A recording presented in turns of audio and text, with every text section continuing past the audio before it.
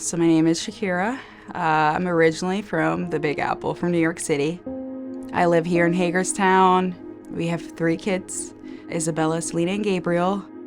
I was actually in the Navy for 5 years. I was stationed at Bethesda, and that's where I met Alec. And then we moved here. We bought a house and stayed here.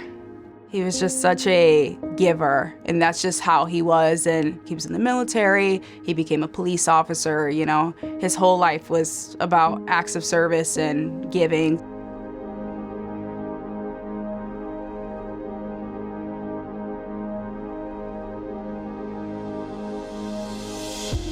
So between the date of injury and when he passed was 8 days. Like day 5, we had established, like, yeah, he won't be able to recover from this. So let's try to, you know, donate and do this now, because it would just be a waste if we left him here on the vent.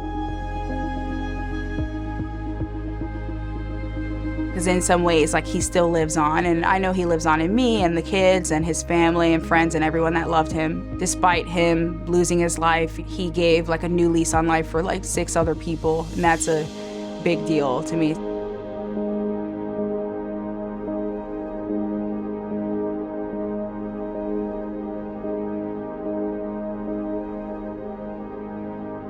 People were packed, right?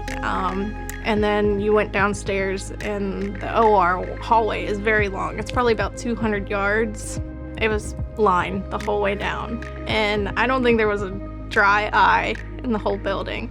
Seeing that so many people care about this gift, and we just care about that family, you know, the empathy that goes into all this is just, it's somewhat draining, but again, it's humbling at the same time.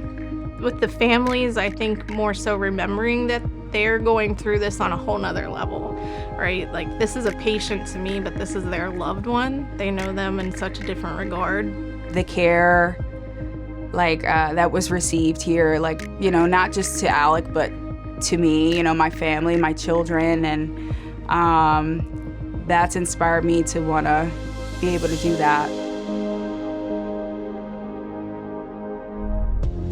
I graduate next year, so December of 2025.